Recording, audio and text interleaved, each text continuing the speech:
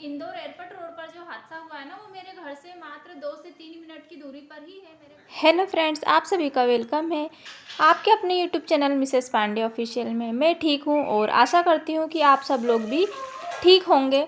छोटों को मेरी तरफ से बहुत सारा स्नेह और बड़ों को चरण स्पर्श नमस्ते। आज तारीख है 16 सितंबर और दिन है मंगलवार।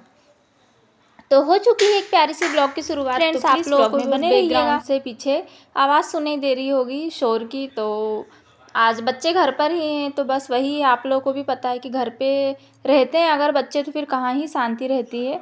तो बस वही आवाज़ आ रही है आप लोगों को, वही शोर की आवाज़ सुनाई दे रही होगी मेरे पीछे से। तो यहाँ पर मैं आज बना रही हूँ घी। सुबह का समय है तो मैं बना रही हूँ यहाँ पर घी। तो ये वाला जो घी बना रही हूँ ना, मैं इस तरीके से मेरी दीदी ने बनाना सिखाया है मुझे। तो पहले जब बनाया था तब वो थी, तो आज मैंने सोचा कि मैं ट्राई करके देखती हूँ कि मुझसे बनता है या नहीं। तो ये वाला घी फ्रेंड्स इतनी जल्दी बन जाता है और इसमें ना गैस की भी काफ़ी बचत होती है।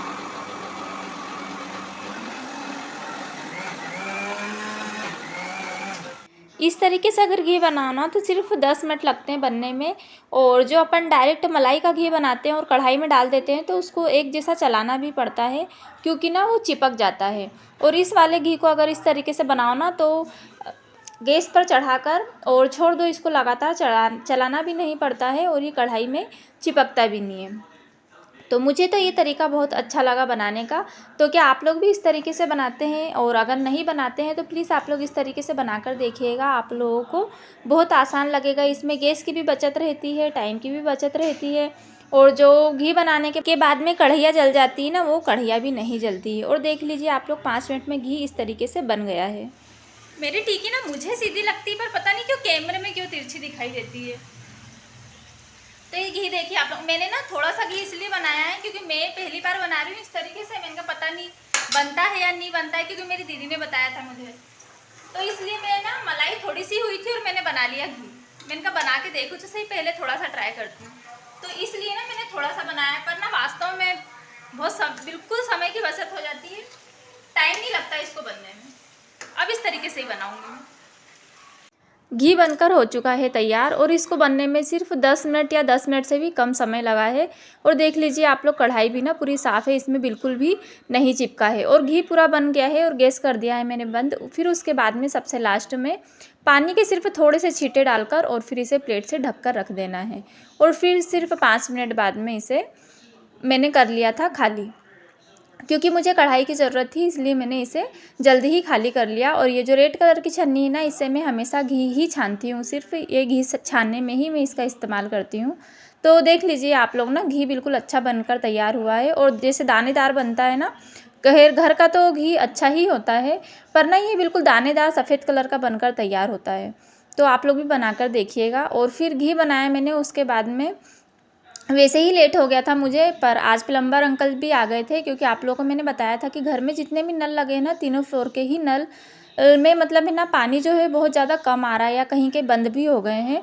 तो बस वही आज अंकल जी कर रहे हैं सारे नलों की रिपेयरिंग। तो आज घर के सारे नल ठीक हो गए हैं, सारे तो नहीं हुए हैं। जो 3rd वाला फ्लोर है ना, उसका काम नहीं हो पाया है। अंकल जी ने बोला है कि मैं कल आऊँगा तो फिर उसे ठीक कर दूंगा, तो उसका काम नहीं हुआ है। और जो एक नल की जाली खोली ना अंकल जी ने, तो वो टूट भी गई है। फिर मैंने अंकल जी से बोला, मैंने कहा अंकल जी अभी तो सारा सामान नया ही है, हमें शिफ्ट हुए 2 महीने हुए हैं, तो आप जो है अब दूसरे नलों की जब जाली खोलेंगे तो प्लीज़ धीरे खोलना, नहीं तो पता चल रहा है कि वो सारे नल भी टूट गए, उनकी सारी जालियाँ भी टूट गई। तो उन्होंने बोला कि हाँ ठीक है, अब मैं धीरे ही खोलूँगा।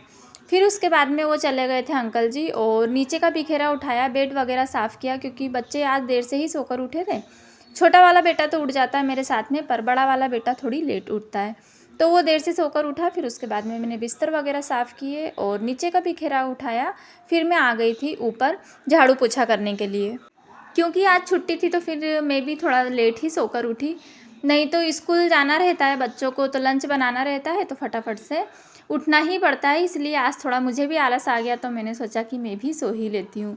तो वैसे भी सुबह उठने में लेट हो गई थी और फिर काम चल रहे थे लेट, और फिर प्लम्बर अंकल जी भी आ गए, तो उसमें भी समय लग गया मुझे, क्योंकि उन्हें सब बताना पड़ा कि कहाँ का नल ख़राब है, क्या करना है क्या नहीं करना है। वैसे मेरा छोटा वाला बेटा ना, उसको बहुत ज़्यादा एक्साइटमेंट रहती है किसी भी काम की, वो पीछे पीछे ही घूम रहा था और वो बता भी रहा था, पर मैंने सोचा कि मैं भी बता ही देती हूँ, क्योंकि किसी भी बड़े को तो साथ में रहना ही पड़ता है। तो फिर मैंने उन्हें बताया, फिर वो चले गए थे, फिर झाड़ू पोछा वगैरह किया और फिर मैं लग गई थी किचन के काम से, क्योंकि बनाना है खाना। खाना तो अभी बना नहीं है, मैंने आटा पहले ही लगा कर रख दिया था। और बाटी के आटे में मैंने आप लोगों को बताया मैं क्या क्या डालती हूँ। मैं डालती हूँ नमक, मीठा सोडा और अजवाइन, तेल, हल्दी, और कभी कभी अगर मक्की का आटा रहता है तो वो डाल देती हूँ, नहीं तो रवा डालती हूँ। इन दोनों चीज़ में से मैं एक चीज़ ज़रूर डालती हूँ, क्योंकि बाटी अगर इनसे बनाओ ना तो अच्छी कुरकुरी बनती है और टेस्ट भी अच्छा लगता है। तो बाटी का आटा थोड़ी देर पहले गला कर रख दो ना तो वो अच्छे से गल जाता है। तो मैंने आधा घंटे पहले ही गला दिया था आटा, और अच्छे से आटा गल भी गया था और तब तक दाल भी उबल गई थी।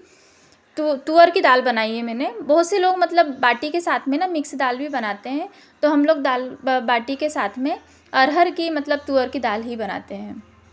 तो दाल बन भी गई थी, अभी सिर्फ उबाला ही है मैंने दाल को, अभी बाकी मसाले वगैरह से बघारूंगी उसे।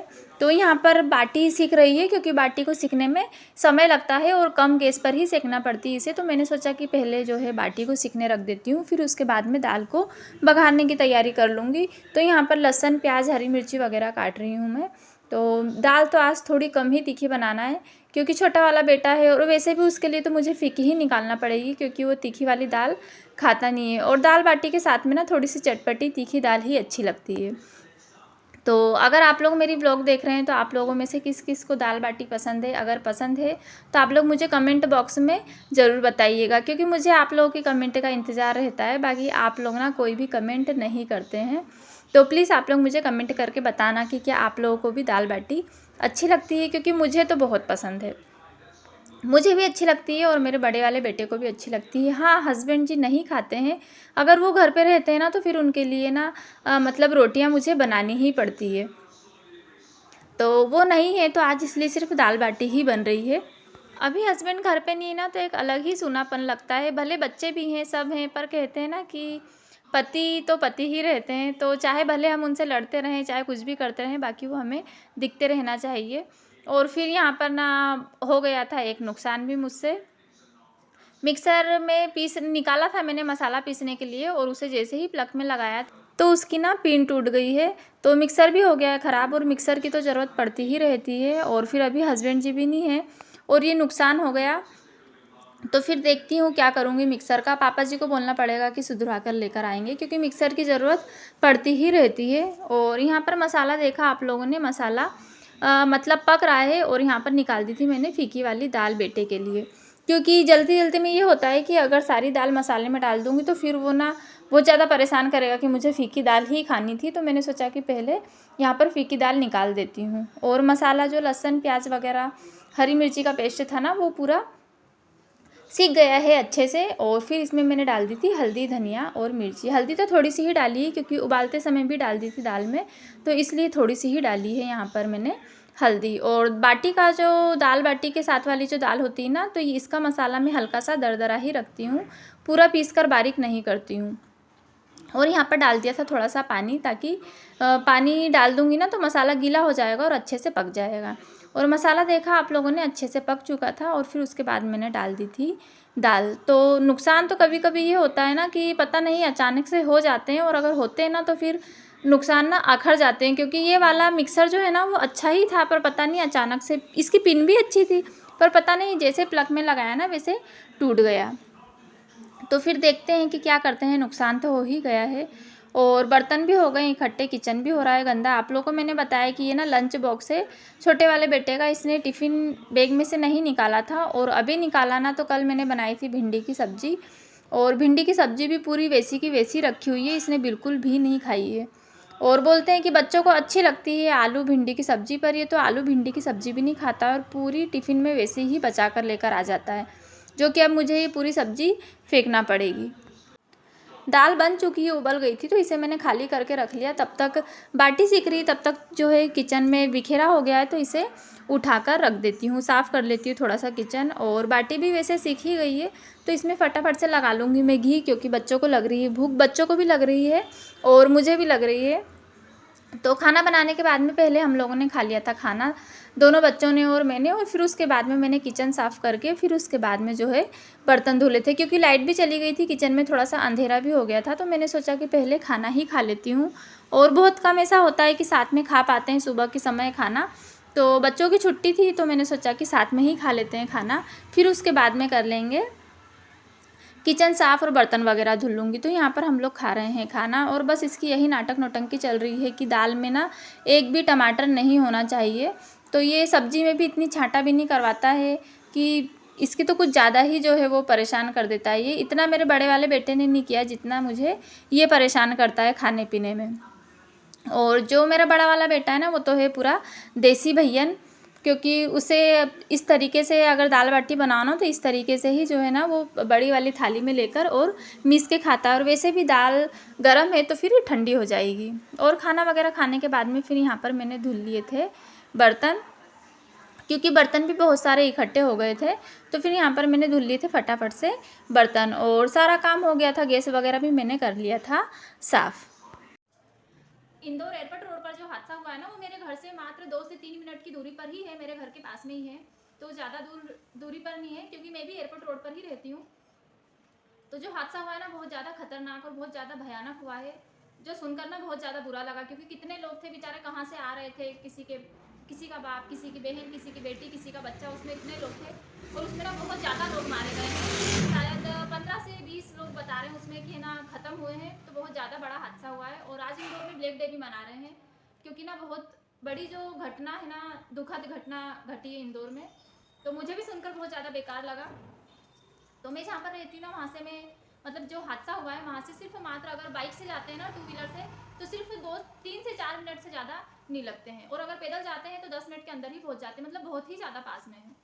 तो बहुत ज़्यादा खतरनाक हादसा हुआ है। भगवान जो भी ख़त्म हुए ना, उनकी आत्मा को शांति दे।